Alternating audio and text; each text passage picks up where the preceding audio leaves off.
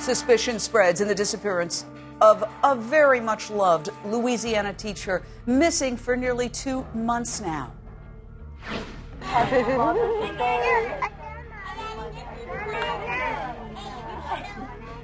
Look at that beautiful woman and her beautiful 4-year-old daughter. It was July 5th when the family says they last heard from Sylviane Lozada, seen here on Mother's Day with her young daughter. And this is footage never before publicized as we really desperately try to find this woman. The very next day, her husband reportedly bought bags of concrete and several big buckets. The husband has not been named a suspect. His behavior, however, in the days after she vanished has been called into question.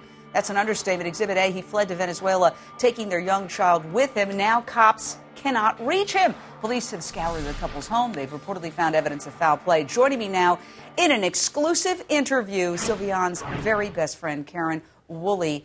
Karen, thank you so much for joining us tonight. I know that you're doing everything you can to help your friend. My heart goes out to you. Cops have said that Sylviane contacted them twice about fights that she had with her husband in the past. Now, what exactly did Sylviane tell you about the alleged abuse by her husband of her? Well, the last few months of her life were very abusive.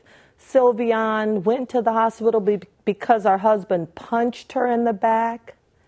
He threw chairs in the house. He would constantly grab her around the throat to make her listen to what he was telling her.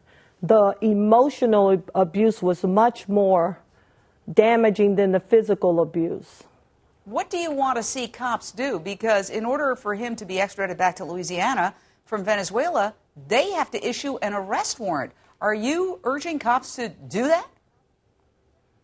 Well, something needs to be done. Something needs to be done. Oscar's over in Venezuela. He's not answering to anyone. He's inconsiderate about the family, their feelings, about friends, loved ones, school, from Sylviane's school and community. Well, she's a teacher, very much loved. What's the reaction? Students, friends, and families, the school year has begun, and she's nowhere to be found. Well, the reaction is a lot of sorrow, a lot of pain. One student confided in me the other day she woke up crying and could not stop. Her mother had to hold her to calm her down.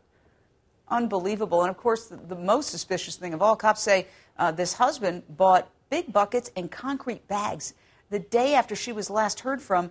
These are two key items that were not found in the search after she disappeared. And it doesn't take a genius to do the math here. Obviously, in previous cases, and we are not trying to convict him, he hasn't been named a suspect, and he's free to come on our show. In previous cases, items like this have been used to hide bodies. We certainly hope that she is found alive and well.